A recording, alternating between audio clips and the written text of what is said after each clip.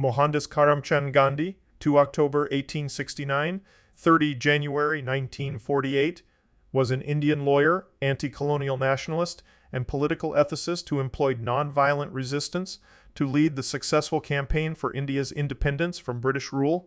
He inspired movements for civil rights and freedom across the world.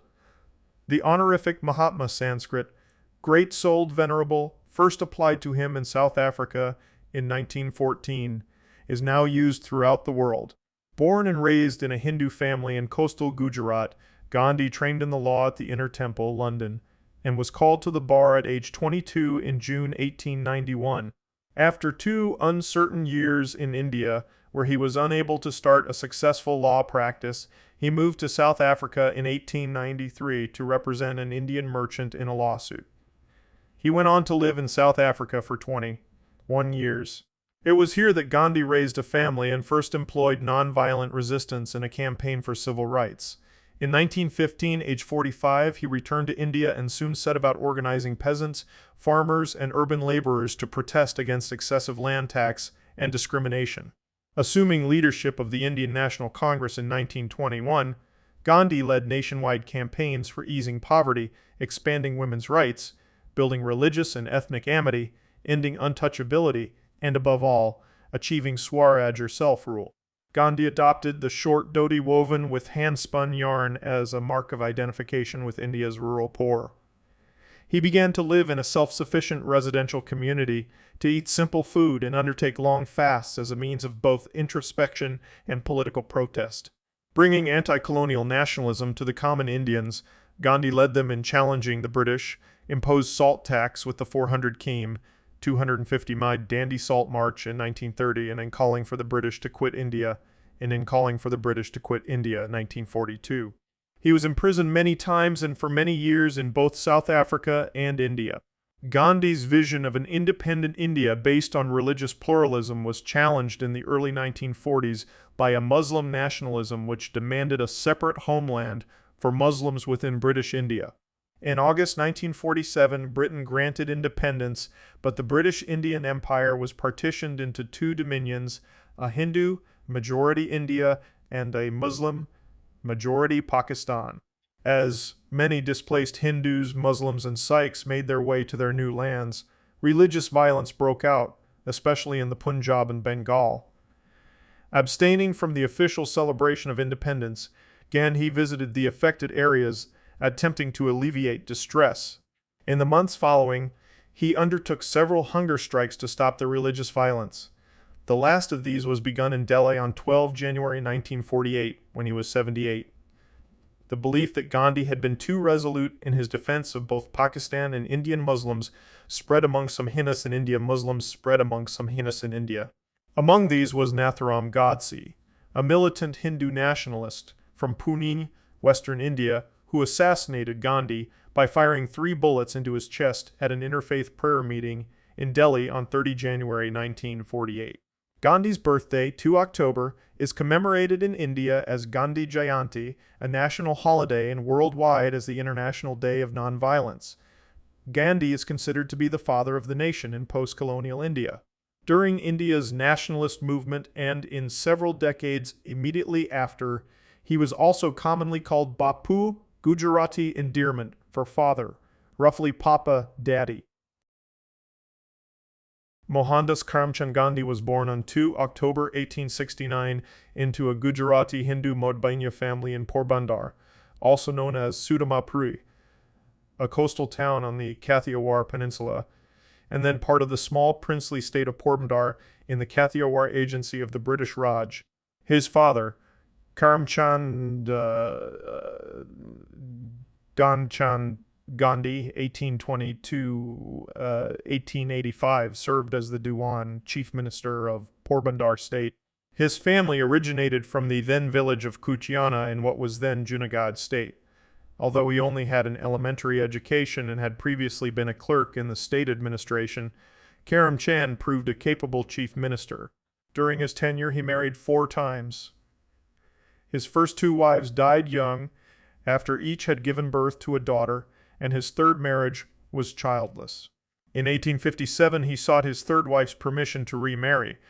That year, he married Putlabai, 1844-1891, who also came from Junagadh and was from a Pranamaya Vaishnava family.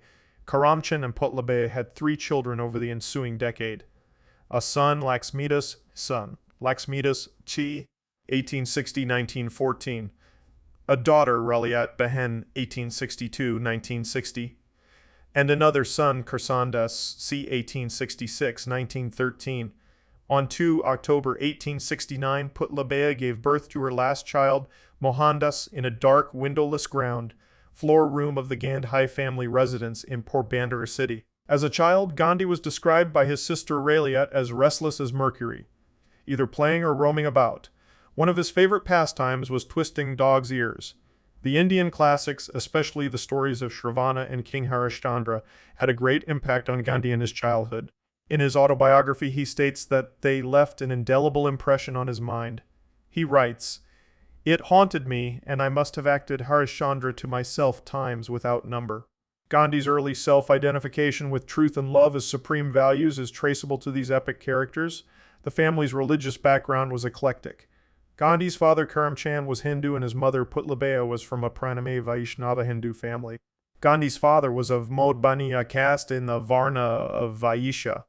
His mother came from the medieval Krishna Bhakti-based Pranami tradition, whose religious texts include the Bhagavad Gita, the Bhagavata Purana, and a collection of 14 texts with teachings that the tradition believes to include the essence of the Vedas, the Quran, and the Bible. Gandhi was deeply influenced by his mother, an extremely pious lady who would not think of taking her meals without her daily prayers. She would take the hardest vows and keep them without flinching. To keep 2 or 3 consecutive fasts was nothing to her. In 1874, Gandhi's father Karamchand left Porbandar for the smaller state of Rajkot, where he became a counselor to its ruler, the Thakur Sahib. Though Rajkot was a less prestigious state than Porbandar, the British regional political agency was located there, which gave the state's Diwan a measure of security. In 1876, Karamchand became Diwan of Rajkot, and was succeeded as Diwan of Porbandar by his brother Tulsidas. His family then rejoined him in Rajkot. At age 9, Gandhi entered the local school in Rajkot near his home. There, he studied the rudiments of arithmetic, history, the Gujarati language, and geography. At the age of 11, he joined the high school in Rajkot, Alfred High School. He was an average student, won some prizes, but was a shy and tongue-tied student with no interest in games. His only companions were books and school lessons. In May 1883, the 13-year-old Mohandas was married to 14-year-old Mohandas was married to 14-year-old Kasturbai Makanji Kapadia. Her first name was usually shortened to Kasturba and affectionately to Bay, in an arranged marriage according to the custom of the region at that time. In the process, he lost a year at school, but was later allowed to make up by accelerating his studies. His wedding was a joint event, where his brother and cousin were also married. Recalling the day of their marriage, he once said, "As we didn't know much about marriage, for us it meant only wearing new clothes, eating sweets, and playing with relatives." As was the prevailing tradition, the adolescent bride was to spend much time at her parents' house and away from her husband. Writing many years later, Mohandas described with regret the lustful feelings he felt for his young bride. "Even at school I used to think of her, and the thought of nightfall and our subsequent meeting was ever haunting me." He later recalled feeling jealous and possessive of her, such as when she would visit a temple with her girlfriends, and being sexually lustful in his feelings for her. In late 1885, Gandhi's father Karamchand died. Gandhi, then 16 years old, and his wife of age 17 had their first baby, who survived only a few days. The 2 deaths anguished Gandhi. The Gandhi couple had 4 more children, all sons. Harilal, born in 1888, Manilal, born in 1892, Ramdas, born in 1897, and Devdas, born in 1900, in November 1887. The 18-year-old Gandhi graduated from high school in Ahmedabad. In January 1888, he enrolled at Samaldas College in Bhavnagar State, then the sole degree-granting institution of higher education in the region. However, he dropped out and returned to his family in Porbandar. Gandhi had dropped out of the cheapest college he could afford in Bombay. Navjidev Joshiji, a Brahmin priest and family friend, advised Gandhi and his family that he should consider law studies in London. In July 1888, his wife Kasturba gave birth to their first surviving son, Harilal. His mother was not comfortable about Gandhi leaving his wife and family and going so far from home. Gandhi's uncle Tulsidas also tried to dissuade his nephew. Gandhi wanted to go. To persuade his wife and mother, Gandhi made a vow in front of his mother that he would abstain from meat, alcohol, and women. Gandhi's brother Laxmidas, who was already a lawyer, cheered Gandhi's London studies plan and offered to support him. Putlibai gave Gandhi her permission and blessing. On 10 August 1888, Gandhi, aged 18, left Porbandar for Mumbai, then known as Bombay. Upon arrival, he stayed with the local Madbania community, whose elders warned him that England would tempt him to compromise his religion and eat and drink in Western ways. Despite Gandhi informing them of his promise to his mother and her blessings, he was excommunicated from his caste. Gandhi ignored this, and on 4 September he sailed from Bombay to London, with his brothers seeing him off. Gandhi attended University College London, where he took classes in English literature with Henry Morley in 1888, 1888, 1889. He also enrolled at the Inns of Court School of Law in Inner Temple with the intention of becoming a barrister. His childhood shyness and self-withdrawal had continued through his teens. He retained these traits when he arrived in London, but joined a public speaking practice group and overcame his shyness sufficiently to practice law. He demonstrated a keen interest in the welfare of London's impoverished dockland communities. In 1889, a bitter trade dispute broke out in London, with dockers striking for better pay and conditions, and seamen, shipbuilders, factory girls, and others joining the strike in solidarity. The strikers were successful, in part due to the mediation of Cardinal Manning, leading Gandhi and an Indian friend to make a point of visiting the Cardinal and thanking him for his work. Gandhi's time in London was influenced by the vow he had made to his mother. He tried to adopt English customs, including taking dancing lessons. However, he did not appreciate the bland vegetarian food offered by his landlady and was frequently hungry until he found one of London's few vegetarian restaurants. Influenced by Henry Salt's writing, he joined the London Vegetarian Society and was elected to its executive committee under the aegis of its president and benefactor Arnold Hills.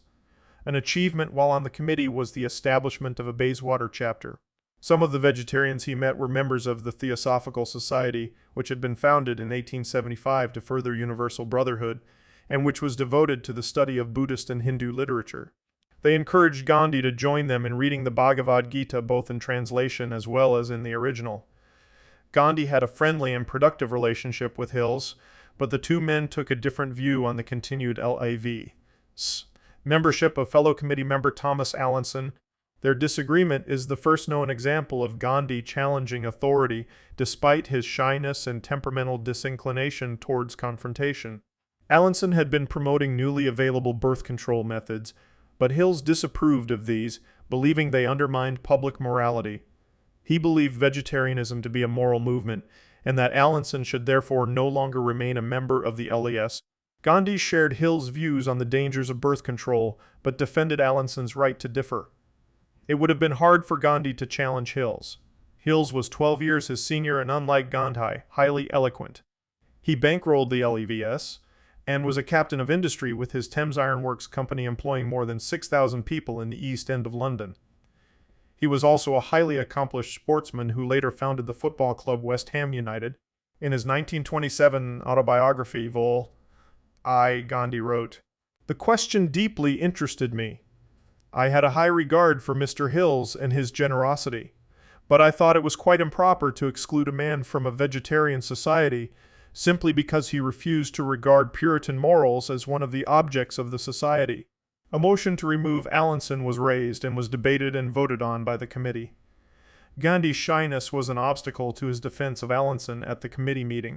He wrote his views down on paper, but shyness prevented him from reading out his arguments, so Hills, the president, asked another committee member to read them out for him. Although some other members of the committee agreed with Gandhi, the vote was lost and Allinson excluded. There were no hard feelings, with Hills proposing the toast at the LAVS farewell dinner in honor of Gandhi's return to India. Gandhi, at age 22, was called to the bar in June 1891 and then left London for India, where he learned that his mother had died while he was in London and that his family had kept the news from him. His attempts at establishing a law practice in Bombay failed because he was psychologically unable to cross-examine witnesses. He returned to Rajkot to make a modest living drafting petitions for litigants, but he was forced to stop when he ran afoul of a British officer, Sam Sunny, in 1890. 3. A Muslim merchant in Kathiawar named Dada Abdullah contacted Gandhi. Abdullah owned a large successful shipping business in South Africa. His distant cousin in Johannesburg needed a lawyer, and they preferred someone with Kathiawari heritage. Gandhi inquired about his pay for the work. They offered a total salary of $705 or $17,200 in 2019 money, plus travel expenses. He accepted it, knowing that it would be at least a one-year commitment in the colony of Natal, South Africa, also a part of the British Empire. In April 1893, Gandhi, aged 23, set sail for South Africa to be the lawyer for Abdullah's cousin. He spent 21 years in South Africa, where he developed his political views, ethics, and politics. Immediately upon arriving in South Africa, Gandhi faced discrimination because of his skin color and heritage. He was not allowed to sit with European passengers in the stagecoach and told to sit on the floor near the driver, then beaten when he refused. Elsewhere, he was kicked into a gutter for daring to walk near a house. In another instance, thrown off a train at Pietermaritzburg after refusing to leave the first class. He sat in the train station, shivering all night and pondering if he should return to India or protest for his rights. He chose to protest and was allowed to board the train the next day. In another incident, the magistrate of a Durban court ordered Gandhi to remove his turban, which he refused to do. Indians were not allowed to walk on public footpaths in South Africa. Gandhi was kicked by a police officer out of the footpath onto the street without warning. When Gandhi arrived in South Africa, according to Herman, he thought of himself as a Briton first and an Indian second. However, the prejudice against him and his fellow Indians from British people that Gandhi experienced and observed deeply bothered him. He found it humiliating, struggling to understand how some people can feel honor or superiority or pleasure in such inhuman practices. Gandhi began to question his people's standing in the British Empire. The Abdullah case that had brought him to South Africa concluded in May 1894, and the Indian community organized a farewell party for Gandhi as he prepared to return to India. However, a new Natal government discriminatory proposal led to Gandhi extending his original period of stay in South Africa. He planned to assist Indians in opposing a bill to deny them the right to vote, a right then proposed to be an exclusive European right. He asked Joseph Chamberlain, the British colonial secretary, to reconsider his position on this bill. Though unable to halt the bill's passage, his campaign was successful in drawing attention to the grievances of Indians in South Africa. He helped found the Natal Indian Congress in 1894, and through this organization he molded the Indian community of South Africa into a unified political force. In January 1897, when Gandhi landed in Durban, a mob of white settlers attacked him, and he escaped only through the efforts of the wife of the police superintendent. However, he refused to press charges against any member of the mob. During the Boer War, Gandhi volunteered in 1900 to form a group of stretcher bearers as the Natal Indian Ambulance Corps.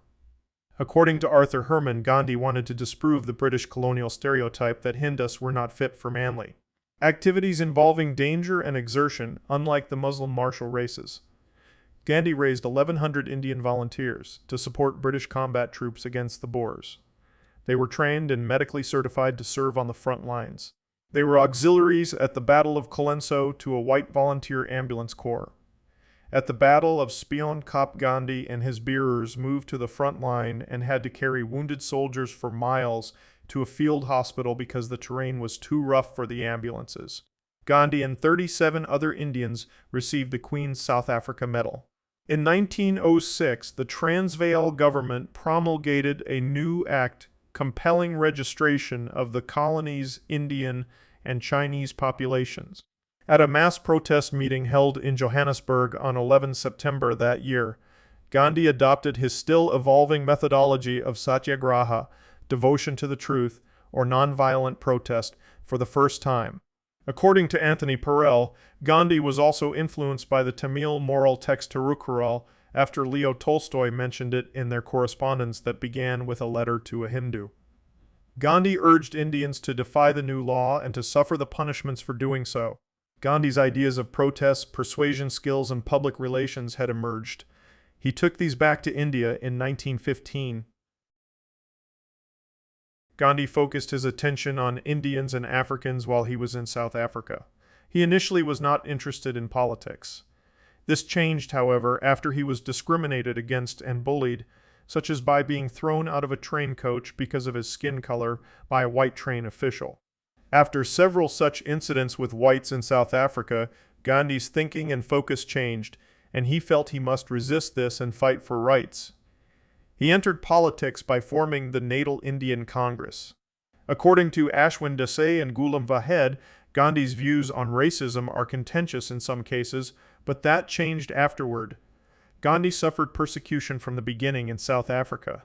Like with other colored people, white officials denied him his rights, and the press and those in the streets bullied and called him a parasite, semi-barbarous, canker, squalid coolie, yellow man, and other epithets. People would spit on him as an expression of racial hate. While in South Africa, Gandhi focused on the racial persecution of Indians before he started to focus on racism against Africans. In some cases, state Desai and Vahed, his behavior was one of being a willing part of racial stereotyping and African exploitation. During a speech in September 1896, Gandhi complained that the whites in the British colony of South Africa were degrading the Indian to the level of a raw kafir. Scholars cite it as an example of evidence that Gandhi at that time thought of Indians and black South Africans differently. As another example given by Herman Gandhi, at age 24 prepared a legal brief for the Natal Assembly in 1895, seeking voting rights for Indians. Gandhi cited race history and European Orientalist opinions that Anglo-Saxons and Indians are sprung from the same Aryan stock, or rather the Indo-European peoples, and argued that Indians should not be grouped with the Africans. Years later, Gandhi and his colleagues served and helped Africans. As nurses and by opposing racism. The Nobel Peace Prize winner Nelson Mandela is among admirers of Gandhi's efforts to fight against racism in Africa. The general image of Gandhi, state Desai and Vahed, has been reinvented since his assassination as if he was always a saint when in reality his life was more complex, contained inconvenient truths, and was one that changed over time. Scholars have also pointed the evidence to a rich history of cooperation and efforts by Gandhi and Indian people with non-white South Africans against persecution of Africans and the apartheid.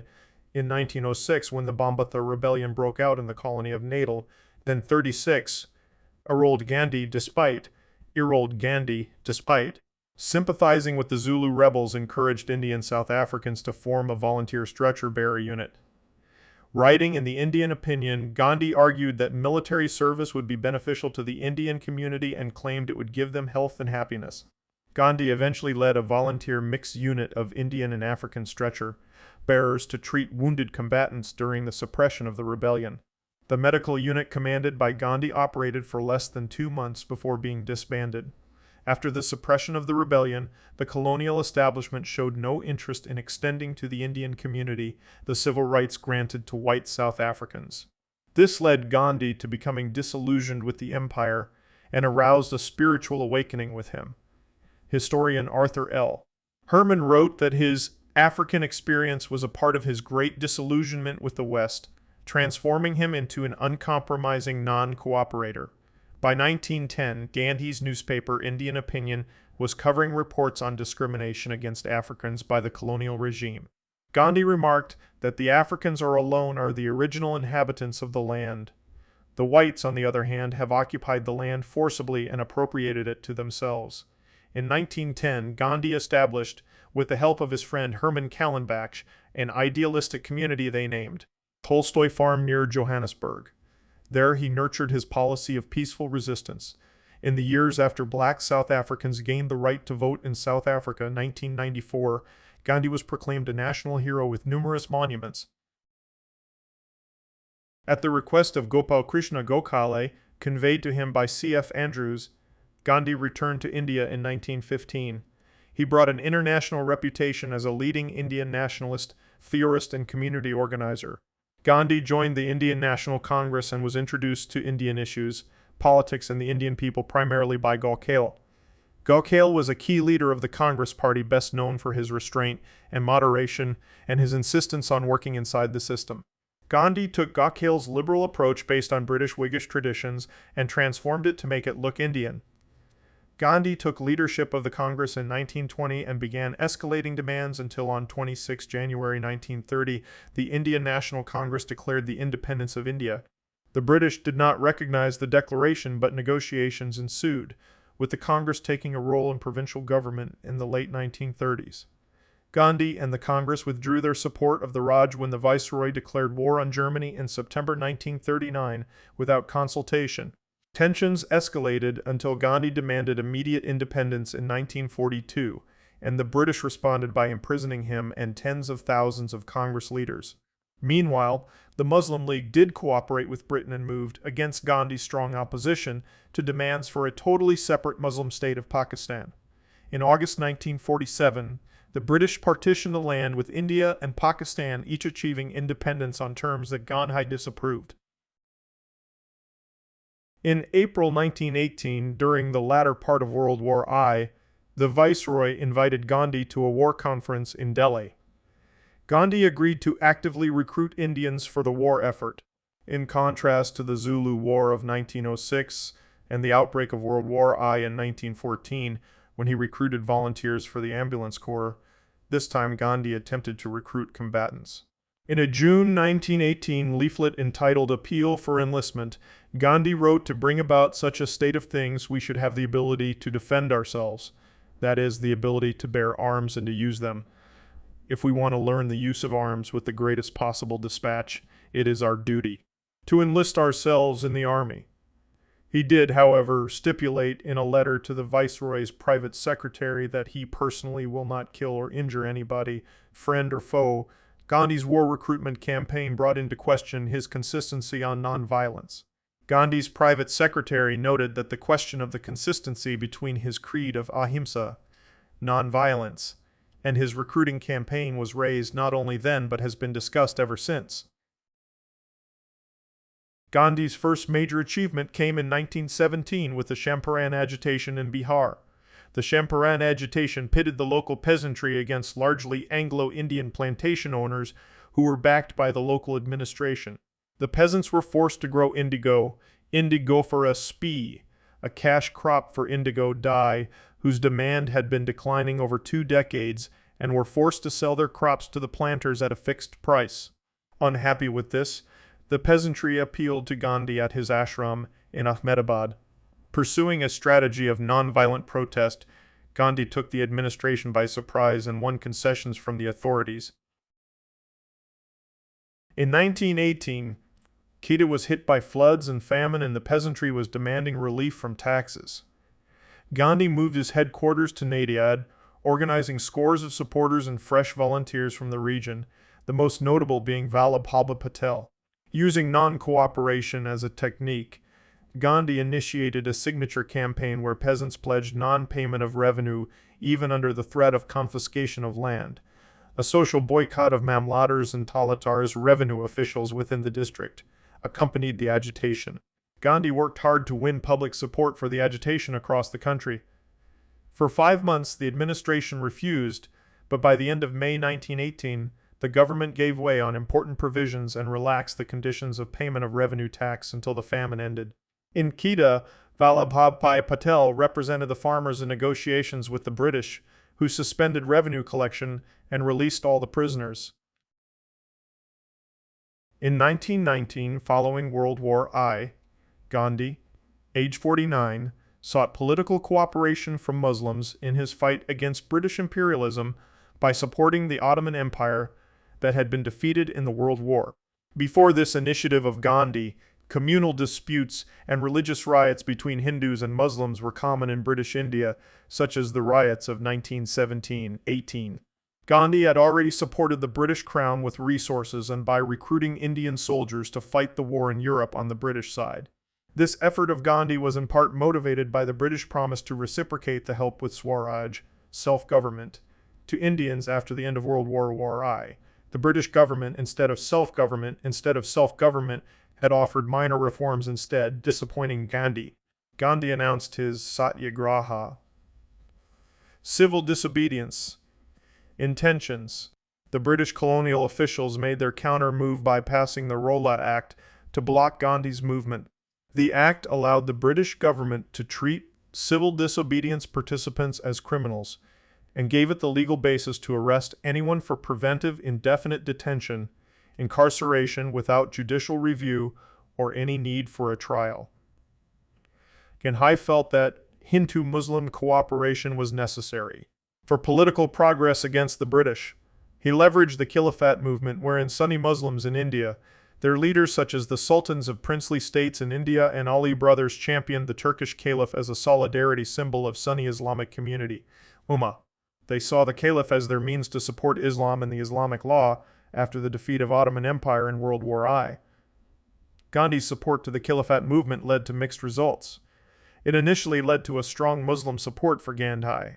However, the Hindu leaders, including Rabindranath Tagore, questioned Gandhi's leadership because they were largely against recognizing or supporting the Sunni Islamic Caliph in Turkey. The increasing Muslim support for Gandhi after he championed the Caliph's cause temporarily stopped the Hindu-Muslim communal violence. It offered evidence of intercommunal harmony in joint Rowlatt Satyagraha demonstration rallies, raising Gandhi's stature as the political leader to the British. His support for the Khilafat movement also helped him sideline Muhammad Ali Jinnah, who had announced his opposition to the Satyagraha non-cooperation movement approach of Gandhi. Jinnah began creating his independent support and later went on to lead the demand for West and East Pakistan. Though they agreed in general terms on Indian independence, they disagreed on the means of achieving this.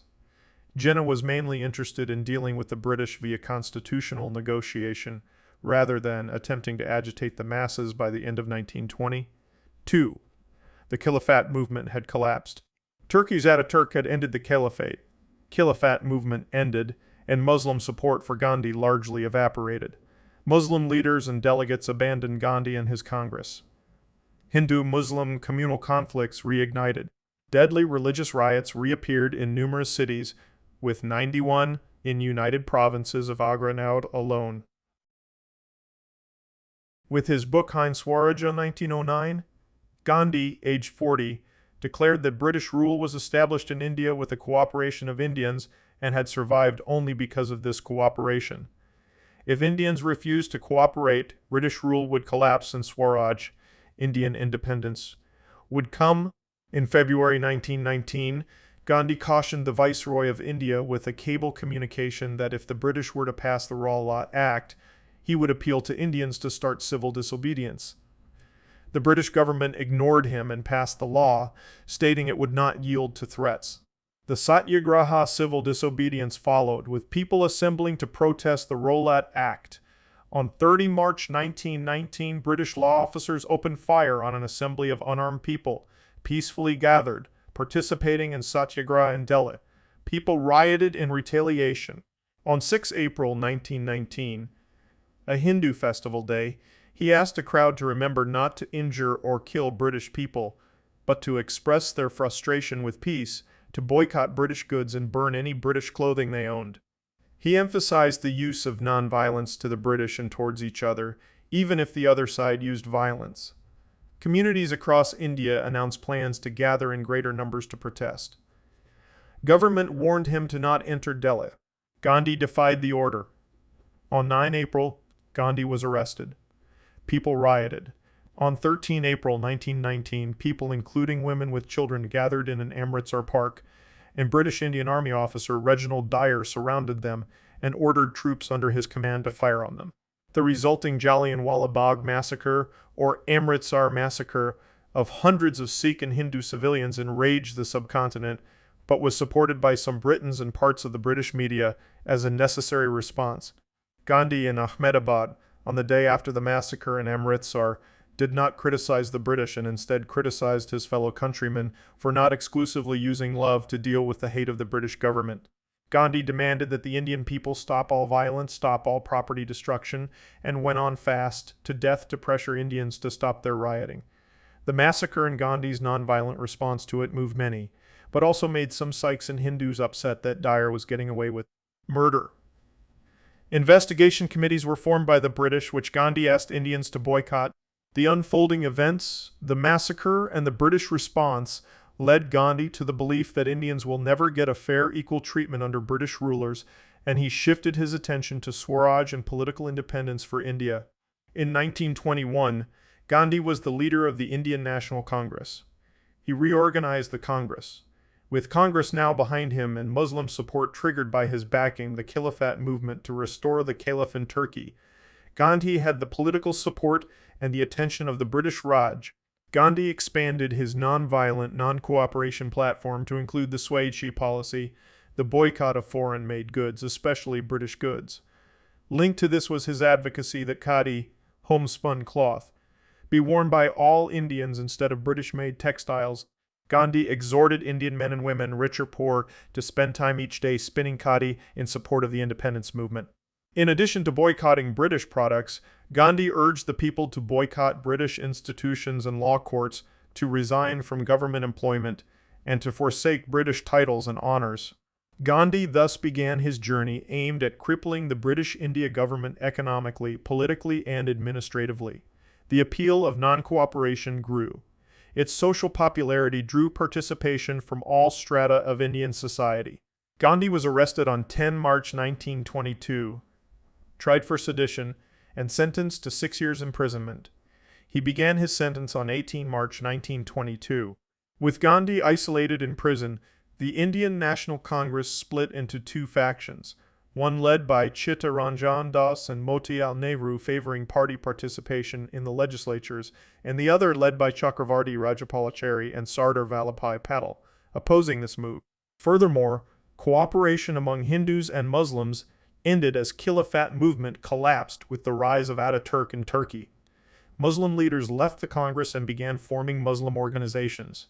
The political base behind Gandhi had broken into factions.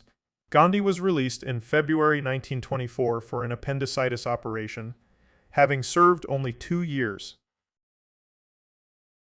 After his early release from prison for political crimes in 1924, over the second half of the 1920s, Gandhi continued to pursue Swaraj. He pushed through a resolution at the Calcutta Congress in December 1928, calling on the British government to grant India Dominion status or face a new campaign of non-cooperation with complete independence for the country as its goal. After his support for World War I with Indian combat troops and the failure of Khilafat movement in preserving the rule of Caliph in Turkey, followed by a collapse in Muslim support for his leadership, some such as Subhash Chandra Bose and Bhagat Singh questioned his values, and Bhagat Singh questioned his values and nonviolent approach. While many Hindu leaders championed a demand for immediate independence, Gandhi revised his own call to a 1-year wait, instead of 2. The British did not respond favorably to Gandhi's proposal. British political leaders such as Lord Birkenhead and Winston Churchill announced opposition to the appeasers of Gandhi in their discussions with European diplomats who sympathized with Indian demands. On 31 December 1929, an Indian flag was unfurled in Lahore. Gandhi led Congress in a celebration on 26 January 1930 of India's Independence Day in Lahore. This day was commemorated by almost every other Indian organization. Gandhi then launched a new Satyagraha against the British salt tax in March 1930. Gandhi sent an ultimatum in the form of a letter personally addressed to Lord Irwin, the Viceroy of India, on 2 March. Gandhi condemned British rule in the letter, describing it as a curse that has impoverished the dumb millions by a system of progressive exploitation and by a ruinously expensive military and civil administration, has reduced us politically to serfdom. Gandhi also mentioned in the letter that the Viceroy received a salary over 5,000 times India's average income. In the letter, Gandhi also stressed his continued adherence to non-violent forms of protest. This was highlighted by the Salt March to Dandi from 12 March to 6 April, where, together with 78 volunteers, he marched 388 kilometers, 241 mi, from Ahmedabad to Dandi. Gujarat, to make salt himself with the declared intention of breaking the salt laws. The march took 25 days to cover 240 miles, with Gandhi speaking to often huge crowds along the way. Thousands of Indians joined him in Dandi. On 5 May, he was interned under a regulation dating from 1827 in anticipation of a protest that he had planned. The protest at Darasana Salt Works on 1 May went ahead without him. A horrified American journalist, Webb Miller, described the British response thus: "In complete silence, the Gandhi men drew up and halted 100 yards from the stockade. A picked column advanced from the crowd, waded the ditches, and approached the barbed wire stockade. At a word of command, scores of native policemen rushed upon the advancing marchers and rained blows on their heads with their steel, shot lathis-long bamboo sticks. Not one of the marchers even raised an arm to fend off blows. They went down like ninepins. From where I stood, I heard the sickening whack of the clubs on unprotected skulls. Those struck down fell sprawling, unconscious or writhing with fractured skulls or broken shoulders. This went on for hours until some 300 or more protesters had been beaten, many seriously injured and 2 killed. At no time did they offer any resistance." This campaign was one of his most successful at upsetting British hold on India. Britain responded by imprisoning over 60,000 people. Congress estimates, however, put the figure at 90,000. Among them was one of Gandhi's lieutenants, Jawaharlal Nehru. According to Sarma, Gandhi recruited women to participate in the salt tax campaigns and the boycott of foreign products, which gave many women a new self-confidence and dignity in the mainstream of Indian public life. However, other scholars such as Marilyn French state that Gandhi barred women from joining his civil disobedience movement because he feared he would be accused of using women as a political shield. When women insisted on joining the movement and participating in public demonstrations, Gandhi asked the volunteers to get permissions of their guardians, and only those women who can arrange childcare should join him. Regardless of Gandhi's apprehensions and views, Indian women joined the Salt March by the thousands to defy the British salt taxes and monopoly on salt mining. After Gandhi's arrest, the women marched and picketed shops on their own, accepting violence and verbal abuse from British authorities for the cause in the manner Gandhi inspired. Indian Congress in the 1920s appealed to Andhra Pradesh peasants by creating Telugu language plays that combined Indian mythology and legends, linked them to Gandhi's ideas, and portrayed Gandhi as a messiah, a reincarnation of ancient and medieval Indian nationalist leaders and saints. The plays built support among peasants steeped in traditional Hindu culture, according to Murali, and this effort made Gandhi a folk hero in Telugu-speaking villages, a sacred messiah-like figure, according to Dennis Dalton. It was Gandhi's ideas that were responsible for his wide following. Gandhi criticized Western civilization as one driven by brute force and immorality, contrasting it with his categorization of Indian civilization as one driven by soul force and morality. Gandhi captured the imagination of the people of his heritage with his ideas about winning hate with love. These ideas are evidenced in his pamphlets from the 1890s in South Africa, where too he was popular among the Indian indentured workers. After he returned to India, people flocked to him because he reflected their values. Gandhi also campaigned hard, going from one rural corner of the Indian subcontinent to another. He used terminology and phrases such as Rama, Raja from Ramayana, Prahlada as a paradigmatic icon, and such cultural symbols as another facet of Swaraj and Satyagraha. During his lifetime, these ideas sounded strange outside India, but they readily and deeply resonated with the culture and historic values of his people. The government, represented by Lord Irwin, decided to negotiate with Gandhi. The Gandhi-Irwin Pact was signed in March 1931. The British government agreed to free all political prisoners in return for the suspension of the civil disobedience movement. According to the pact, Gandhi was invited to attend the Round Table Conference in London for discussions and as the sole representative of the Indian National Congress. The conference was a disappointment to Gandhi and the nationalists. Gandhi expected to discuss India's independence, while the British side focused on the Indian princes and Indian minorities, rather than on a transfer of power.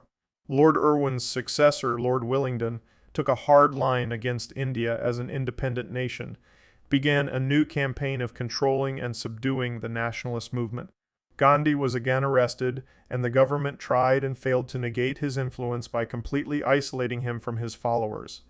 In Britain, Winston Churchill, a prominent conservative politician who was then out of office but later became its prime minister, became a vigorous and articulate critic of Gandhi and opponent of his long-term plans.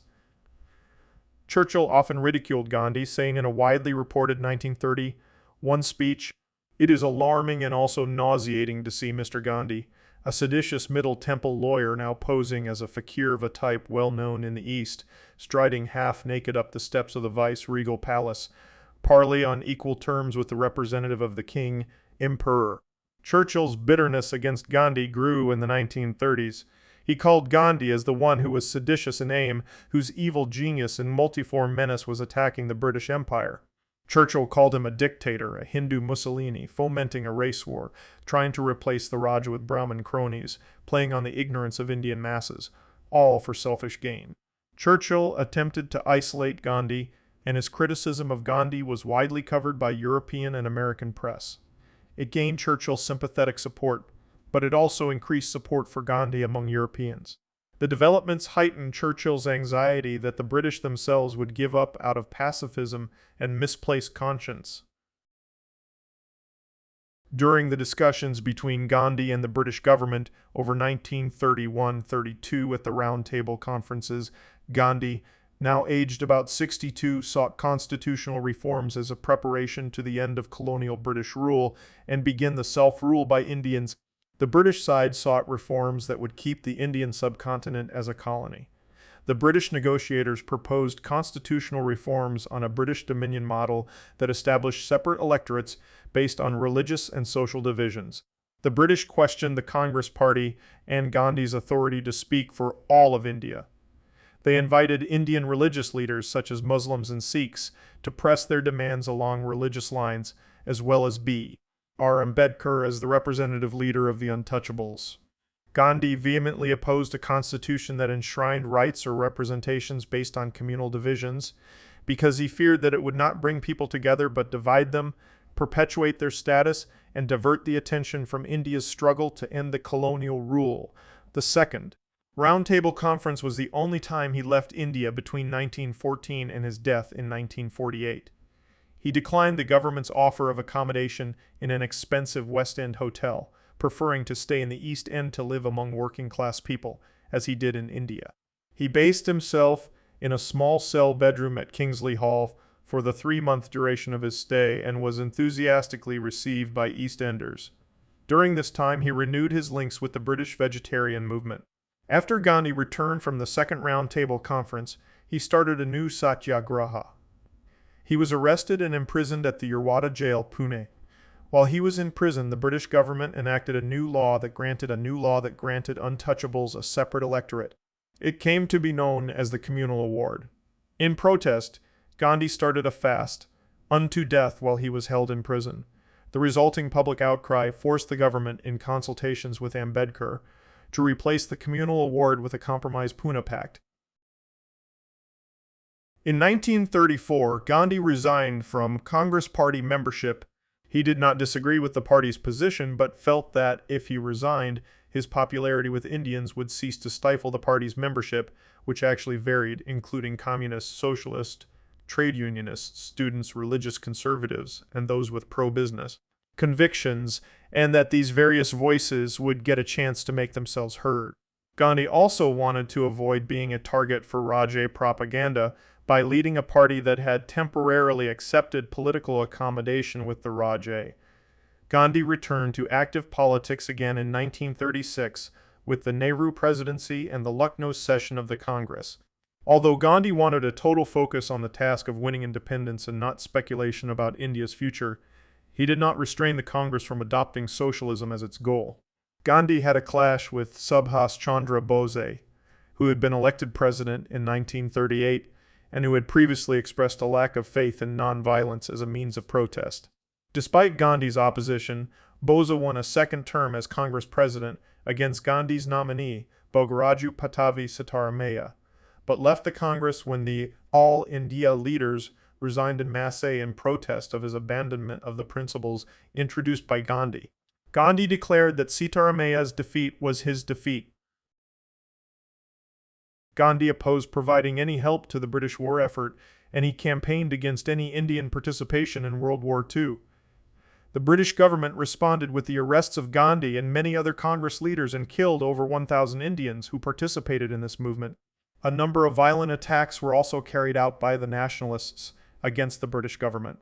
While Gandhi's campaign did not enjoy the support of a number of Indian leaders, and over 2.5 million Indians volunteered and joined the British military to fight on various fronts of the Allied forces, the movement played a role in weakening the control over the South Asian region by the British regime, and it ultimately paved the way for Indian independence.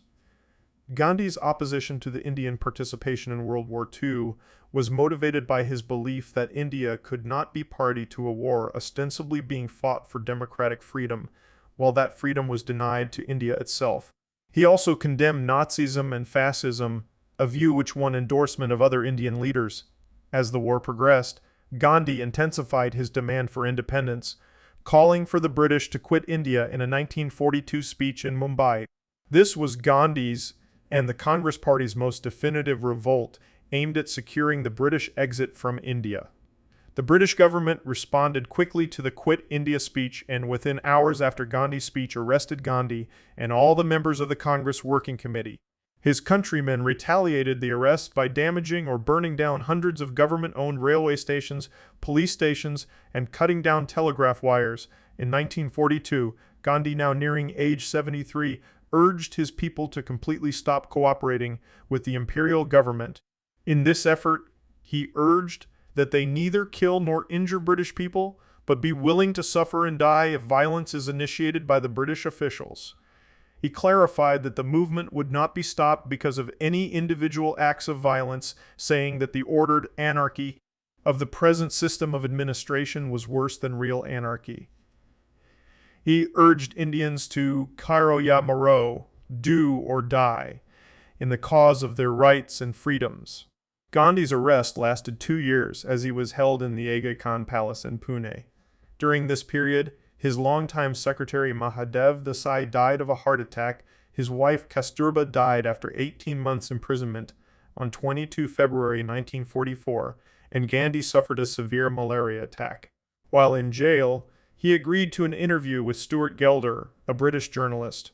Gelder then composed and released an interview summary, cabled it to the mainstream press, that announced sudden concessions Gandhi was willing to make, comments that shocked his countrymen, the Congress workers, and even Gandhi.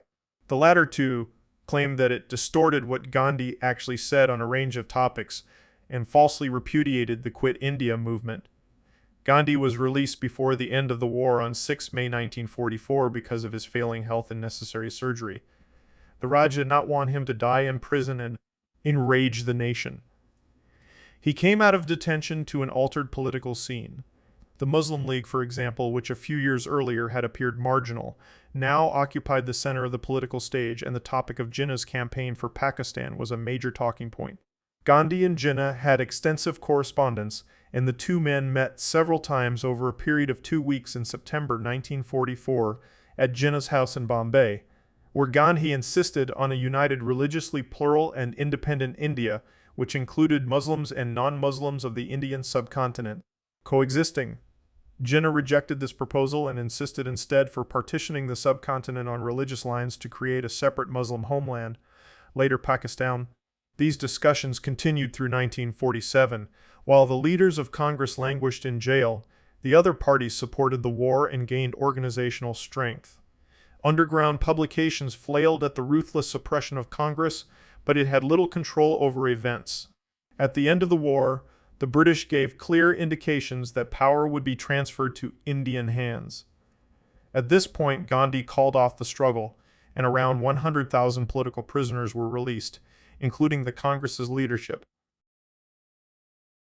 Gandhi opposed the partition of the Indian subcontinent along religious lines. The Indian National Congress and Gandhi called for the British to quit India. However, the All India Muslim League demanded divide and quit India. Gandhi suggested an agreement which required the Congress and the Muslim League to cooperate and attain independence under a provisional government. Thereafter, the question of partition could be resolved by a plebiscite in the districts with a Muslim majority. Jinnah rejected Gandhi's proposal and called for Direct Action Day on 16 August 1946 to press Muslims to publicly gather in cities and support his proposal for the partition of the Indian subcontinent into a Muslim state and non-Muslim state Hussein Shahid Suhrawardi, the Muslim League chief minister of Bengal, now Bangladesh and West Bengal, gave Calcutta's police special holiday to celebrate the Direct Action Day. The Direct Action Day triggered a mass murder of Calcutta Hindus and the torching of their property, and holidaying police were missing to contain or stop the conflict. The British government did not order its army to move in to contain the violence. The violence on Direct Action Day led to retaliatory violence against Muslims across India. Thousands of Hindus and Muslims were murdered, and tens of thousands were injured in the cycle of violence in the days that followed. Gandhi visited the most riot-prone areas to appeal a stop to the massacres. Archibald Wavell, the Viceroy and Governor General of British India for 3 years through February 1947, had worked with Gandhi and Jinnah to find a common ground, before and after accepting Indian independence in principle. Wavell condemned Gandhi's character and motives as well as his ideas. Wavell accused Gandhi of harboring the single-minded idea to overthrow British rule and influence and to establish a Hindu Raj, and called Gandhi a malignant, malevolent, exceedingly shrewd politician. Wavell feared a civil war on the Indian subcontinent and doubted Gandhi would be able to stop it. The British reluctantly agreed to grant independence to the people of the Indian subcontinent, but accepted Jinnah's proposal of partitioning the land into Pakistan and India. Gandhi was involved in the final negotiations, but Stanley Wolpert states the plan to carve up British India was never approved of or accepted by Gandhi. The partition was controversial and violently disputed. More than 500,000 were killed in religious riots as 10 million to 12 million non-Muslims, Hindus and Sikhs mostly, migrated from Pakistan into India, and Muslims migrated from India into Pakistan across the newly created borders of India, West Pakistan, and East Pakistan, and he spent this dan, and I spent the Day of Independence not celebrating the end of the British rule, but appealing for peace among his countrymen by fasting and spinning in Calcutta on 15 August 1947. The partition had gripped the Indian subcontinent with religious violence and the streets were filled with corpses. Gandhi's fasting and protests are credited for stopping the religious riots and communal violence. At 5:17 p.m. on 30 January 1948, Gandhi was with his grandnieces in the garden of Birla House, now Gandhi Smriti, on his way to address a prayer meeting when Nathuram Godse, a Hindu nationalist, fired 3 bullets into his chest from a pistol at close range. According to some accounts, Gandhi died instantly. In other accounts, such as one prepared by an eyewitness journalist, Gandhi was carried into the Birla House, into a bedroom. There he died about 30 minutes later as one of Gandhi's family members read verses from Hindu scriptures. Prime Minister Jawaharlal Nehru addressed his countrymen over the All India radio saying, "Friends and comrades, the light has gone out of our lives, and there is darkness everywhere, and I do not quite know what to tell you or how to say it. Our beloved leader, Bapu as we called him, the father of the nation, is no more. Perhaps I am wrong to say that. Nevertheless, we will not see him again, as we have seen him for these many years. We will not run to him for advice or seek solace from him. And that is a terrible blow, not only for me, but for millions and millions in this country." Godse, a Hindu nationalist with links to the Hindu Mahasabha and the Rashtriya Swayamsevak Sangh, made no attempt to escape. Several other conspirators were soon arrested as well. The accused were Nathuram Vinayak Godse, Narayan Apte, Vinayak Damodar Savarkar, Shankar Kastaya, Dattatreya Parshur, Vishnu Karkare, Madan Lal Pawa, and Gopal Godse. The trial began on 27 May 1948, and ran for 8 months before Justice Atma Charan passed his final order on 10 February 1940. The prosecution called 149 witnesses, the defense none. The court found all of the defendants except one guilty as charged. 8 men were convicted for the murder conspiracy, and others were convicted for violation of the Explosive Substances Act. Savarkar was acquitted and set free. Natharam Godse and Narayan Apte were sentenced to death by hanging, and the remaining 6, including Godse's brother Gopal, were sentenced to life imprisonment. Gandhi's death was mourned nationwide. Over 1 million people joined the 5-mile-long funeral procession that took over 5 hours to reach Rajghat from Birla House, where he was assassinated, and another 1 million watched the procession pass by. Gandhi's body was transported on a weapons carrier whose chassis was dismantled overnight to allow a high floor to be installed so that people could catch a glimpse of his body. The engine of the vehicle was not used. Instead, 4 drag ropes held by 50 people each pulled the vehicle. All Indian-owned establishments in London remained closed in mourning as thousands of people from all faiths and denominations and Indians from all over Britain converged at India House in London. Gandhi was cremated in accordance with Hindu tradition. Gandhi's ashes were poured into urns which were sent across India for memorial services. Most of the ashes were immersed at the Sangam at Allahabad on 12 February 1948, but some were secretly taken away.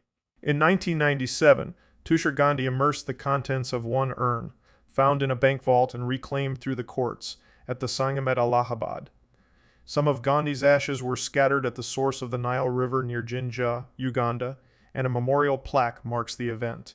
On 30 January 2008, the contents of another urn were immersed at Gurgaon Chowpatty. Another urn is at the Palace of the Aga Khan in Pune, where Gandhi was held as a political prisoner from 1942 to 1944, and another in the Self-Realization Fellowship Lake Shrine in Los Angeles. The Birla House site where Gandhi was assassinated is now a memorial called Gandhi Smriti.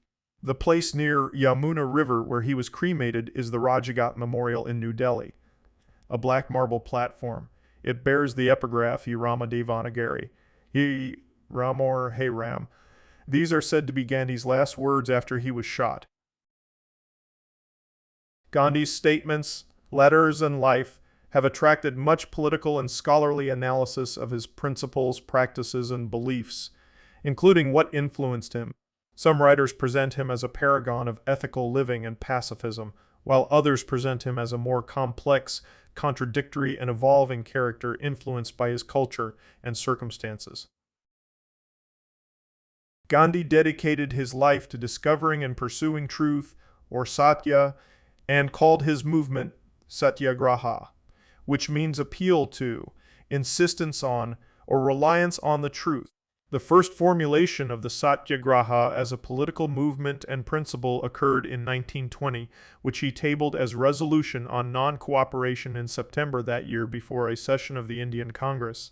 It was the Satyagraha formulation and step, states Dennis Dalton, that deeply resonated with beliefs and culture of his people, embedded him into the popular consciousness, transforming him quickly into Mahatma. Gandhi based Satyagraha on the Vedantic ideal of self-realization, ahimsa, nonviolence, vegetarianism, and universal love. William Borman states that the key to his Satyagraha is rooted in the Hindu Upanishadic texts. According to Indira Kar, Gandhi's ideas on ahimsa and Satyagraha were founded on the philosophical foundations of Advaita Vedanta. Bruce Watson states that some of these ideas are found not only in traditions within Hinduism, but also in Jainism or Buddhism, particularly those about non-violence, vegetarianism, and universal love, but Gandhi's synthesis was to politicize these ideas. Gandhi's concept of Satya as a civil movement, states Glenn Richards, are best understood in the context of the Hindu terminology of Dharma and Arti. Gandhi stated that the most important battle to fight was overcoming his own demons, fears, and insecurities. Gandhi summarized his beliefs first when he said God is truth. He would later change this statement to truth is God. Thus Satya, truth, in Gandhi's philosophy is God. Gandhi, states Richards, described the term God, not as a separate power but as the being, Brahman, Atman, of the Advaita Vedanta tradition, a non-dual universal that pervades in all things, in each person and all life. According to Nicholas Gear, this to Gandhi meant the unity of God and humans, that all beings have the same one soul, and therefore equality, that Atman exists and is same as everything in the universe. Ahimsa, non-violence, is the very nature of this Atman. The essence of Satyagraha is soul force as a political means, refusing to use brute force against the oppressor, seeking to eliminate antagonisms between the oppressor and the oppressed, aiming to transform or purify the oppressed, aiming to transform or purify the oppressors. It is not inaction, but determined passive resistance and non-cooperation where, states Arthur Herman, love conquers hate.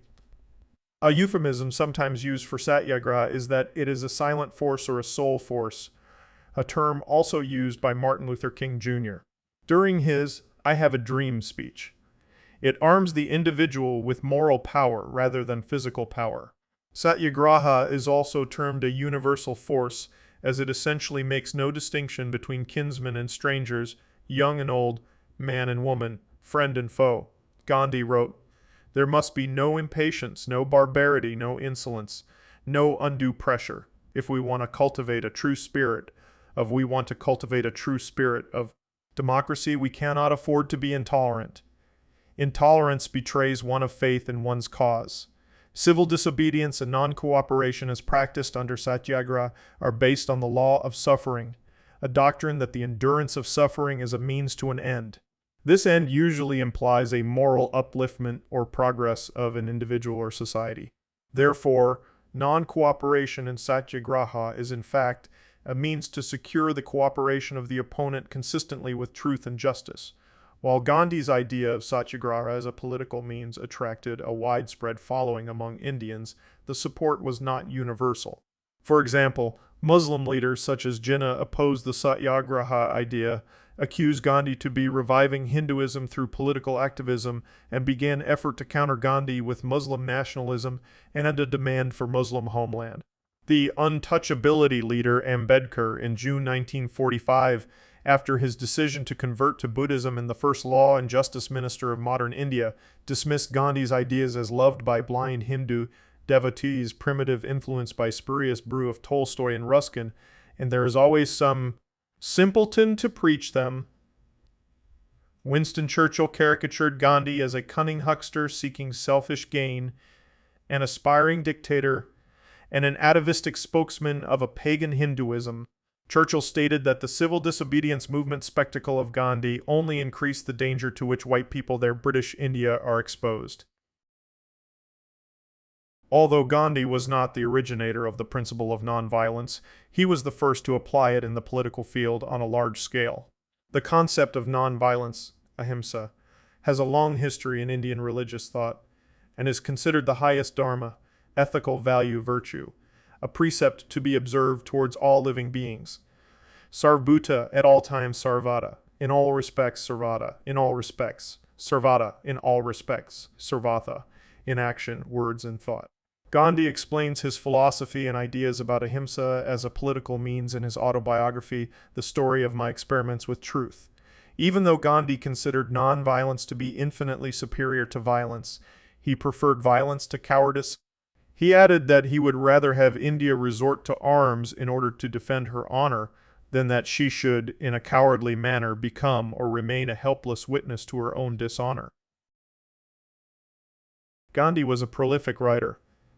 His signature style was simple, precise, clear, and as devoid of artificialities. One of Gandhi's earliest publications, Hind Swaraj, published in Gujarati in 1909, became the intellectual blueprint for India's independence movement. The book was translated into English the next year, with a copyright legend that read "No rights reserved." For decades, he edited several newspapers, including Harijan in Gujarati, in Hindi, and in the English language. Indian Opinion while in South Africa, and Young India in English, and Navajivan, a Gujarati monthly, on his return to India. Later, Navajivan was also published in Hindi.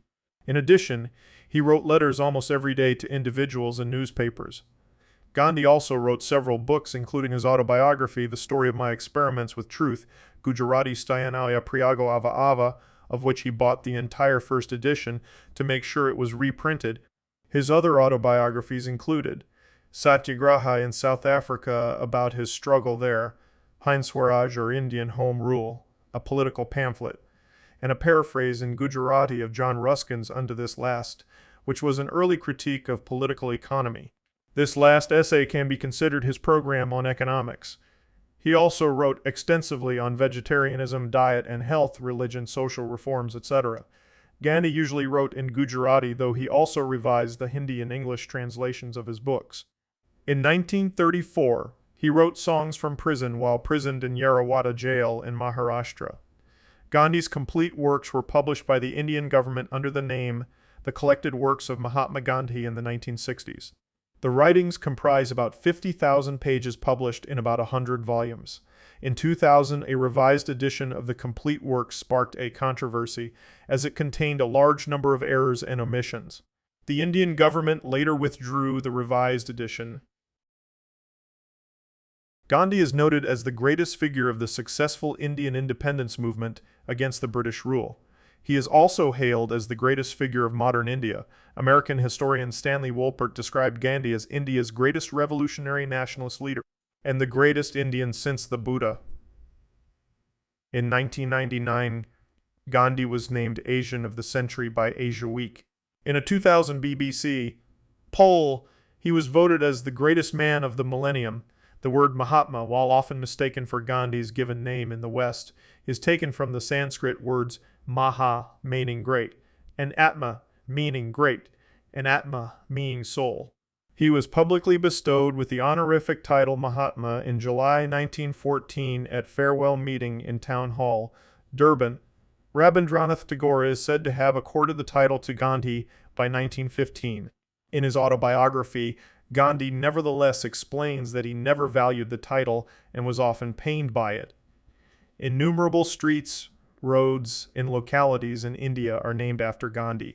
These include MG Road, the main street of a number of Indian cities including Mumbai, Bangalore, Kolkata, Lucknow, Kanpur, Gangtok, and Indore, Gantai Market near Sion, Mumbai, and Gandhinagar, the capital of the state of Gujarat, Gandhi's birthplace. As of 2008, over 150 countries released stamps on Gandhi. In October 2019, about 87 countries, including Russia, Iran, Turkey, Uzbekistan, Palestine, released commemorative Gandhi stamps on 150th birth anniversary of Gandhi. Florian asteroid 120,461. Gandhi was named in his hour in September 2020. In October 2022, a statue of Gandhi was installed in Astana on the embankment of the rowing canal, opposite the cult monument to the defenders of Kazakhstan. On 15 December 2022, the United Nations headquarters in New York unveiled the statue of Gandhi. UN Secretary-General Antonio Guterres called Gandhi an uncompromising advocate for peaceful coexistence. Gandhi influenced important leaders and political movements.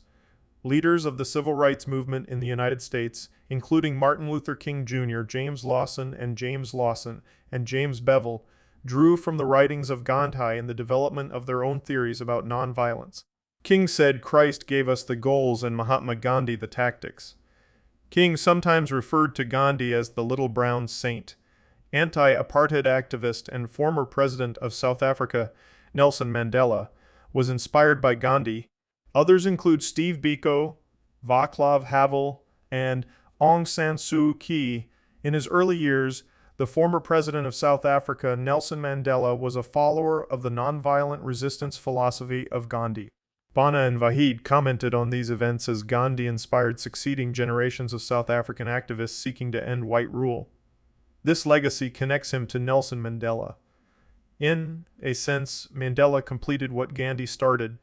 Gandhi's life and teachings inspired many who specifically referred to Gandhi as their mentor or who dedicated their lives to spreading Gandhi's ideas. In Europe, Romain Rolland was the first to discuss Gandhi in his 1924 book Mahatma Gandhi, and Brazilian anarchist and feminist Maria Lacerda de Moura wrote about Gandhi in her work on pacifism. In 1931, physicist Albert Einstein exchanged letters with Gandhi, and called him a role model for the generations to come in a letter writing about him. Einstein said of Gandhi, "Mahatma Gandhi's life achievement stands unique in political history. He has invented a completely new and humane means for the liberation war of an oppressed country and practiced it with greatest energy and devotion. The moral influence he had on the consciously thinking human being of the entire civilized world will probably be much more lasting than it seems in our time with its overestimation of brutal violent forces. Because lasting will only be the work of such statesmen who wake up and strengthen the moral power of their people through their example and educational works. We may all be happy and grateful that destiny gifted us with such an enlightened contemporary, a role model for the generations to come. Generations to come will scarce believe that such a one as this walked the earth in flesh and blood." Farah Omar, a political activist from Somaliland, visited India in 1930, where he met Gandhi and was influenced by Gandhi's nonviolent philosophy, which he adopted in his campaign in British Somaliland. Lanza del Vasto went to India in 1936, intending to live with Gandhi. He later returned to Europe to spread Gandhi's philosophy and founded the Community of the Ark in 1948, modeled after Gandhi's ashrams. Madeleine Slade, known as Miraben, was the daughter of a British admiral who spent much of her adult life in India as a devotee of Gandhi. In addition, the British musician John Lennon referred to Gandhi when discussing his views on nonviolence. In 2007, former U.S. Vice President and environmentalist Al Gore drew upon Gandhi's idea of Satyagraha in a speech on climate change. 44th President of the United States Barack Obama said in September 2009 that his biggest inspiration came from Gandhi. His reply was in response to the question, "Who is the one person, dead or alive, that you would choose to dine with?" He continued that he's somebody I find a lot of inspiration in. He inspired Dr. King with his message of nonviolence. He ended up doing so much and changed the world just by the power of his ethics time. Magazine named the 14th Dalai Lama, Lech Walesa, Martin Luther King Jr., Cesar Chavez, Martin Luther King Jr., Cesar Chavez, Aung San Suu Kyi, Benigno Aquino Jr., Desmond Tutu, and Nelson Mandela as children of Gandhi and his spiritual heirs to nonviolence. The Mahatma Gandhi District in Houston, Texas, United States, an ethnic Indian enclave, is officially named after Gandhi. Gandhi's ideas had a significant influence on 20th century philosophy. It began with his engagement with Romain Rolland and Martin Buber. Jean-Luc Nancy said that the French philosopher Maurice Blanchot engaged critically with Gandhi from the point of view of European spirituality. Since then, philosophers, including Hannah Arendt, Etienne Balibar, and Slavoj Žižek, found that Gandhi was a necessary reference to discuss morality in politics. Recently, in the light of climate change, Gandhi's views on technology are gaining importance in the fields of environmental philosophy and philosophy of technology. In 2007, the United Nations General Assembly declared Gandhi's birthday, 2 October, as the International Day of Nonviolence. First proposed by UNESCO in 1948 as the School Day of Nonviolence and Peace. DENIP in Spanish. 30 January is observed as the School Day of Nonviolence and Peace in schools of many countries and countries with a Southern Hemisphere school calendar. It is observed on 30 March. Time magazine named Gandhi the Man of the Year in 1930. In the same magazine's 1999 list of the most important people of the century, Gandhi was second only to Albert Einstein, who had called Gandhi the greatest man of our age. The University of Nagpur awarded him an LL.D. in 1937. The government of India awarded the annual Gandhi Peace Prize to distinguished social workers, world leaders, and citizens. Nelson Mandela, the leader of South Africa's struggle to eradicate racial discrimination and segregation, was a prominent non-Indian recipient. In 2011, Gandhi topped the Time's list of top 25 political icons of all time. Gandhi did not receive the Nobel Peace Prize, although he was nominated 5 times between 1937 and 1938, including the first ever nomination by the American Friends Service Committee, though he made the shortlist only twice In 1937 and 1947, decades later, the Nobel Committee publicly declared its regret for the omission and admitted to deeply divided nationalistic opinion, denying the award. Gandhi was nominated in 1948 but was assassinated before nominations closed. That year, the committee chose not to award the Peace Prize, stating that there was no suitable living candidate, and later research shows that the possibility of awarding the prize posthumously to Gandhi was discussed and that the reference to no suitable living candidate was to Gandhi. Geir Lundestad, secretary of Norwegian Nobel Committee in 2006, said, "The greatest omission in our 106-year history is undoubtedly that Mahatma Gandhi never received the Nobel Peace Prize." Gandhi could do without the Nobel Peace Prize. Whether Nobel Committee can do without the Nobel Peace Prize, whether Nobel Committee can do without Gandhi is the question. When the 14th Dalai Lama was awarded the prize in 1989, the chairman of the committee said that this was in part a tribute to the memory of Mahatma Gandhi. In the summer of 1995, the North American Vegetarian Society inducted him posthumously into the Vegetarian Hall of Fame. Indians widely describe Gandhi as the father of the nation. Origin of this title is traced back to a radio address on Singapore radio on 6 July 1944 by Subhash Chandra Bose, where Bose addressed Gandhi as the father of the nation. On 28 April 1947, Sarojini Naidu, during a conference, also referred Gandhi as father of the nation. He is also conferred the title Bapu Gujarati, endearment for Father Papa. A 5-hour, 9-minute-long biographical documentary film, Mahatma. Life of Gandhi, 1869-1948, made by Vitalbhai Javeri in 1968, quoting Gandhi's words and using black and white archival footage and photographs, captures the history of those times. Ben Kingsley portrayed him in Richard Attenborough's 1982 film Gandhi, which won the Academy Award for Best Picture. It was based on the biography by Louis Fisher. The 1996 film, The Making of the Mahatma, documented Gandhi's time in South Africa and his transformation from an inexperienced barrister to recognized political leader. Gandhi was a central figure in the 2006 Bollywood comedy film Lajraho Munabai. Janu Barua's main Gandhi Ko Nahin Mara, I Did Not Kill Gandhi, places contemporary society as a backdrop with its vanishing memory of Gandhi's values as a metaphor for the senile forgetfulness of the protagonist of his 2005 film, writes Vinay Lal in The Tale du Jugement Dernier, in the collection Les Memoires de Satan et autres contes loufoques by Pierre Cormon. God tries to judge Gandhi at the Last Judgment, but realizes that the character is more complex than he appears. In 1967, Gandhi was set to be featured on the album cover of one of the best-selling albums of the Beatles, Sgt. Pepper's Lonely Hearts Club Band.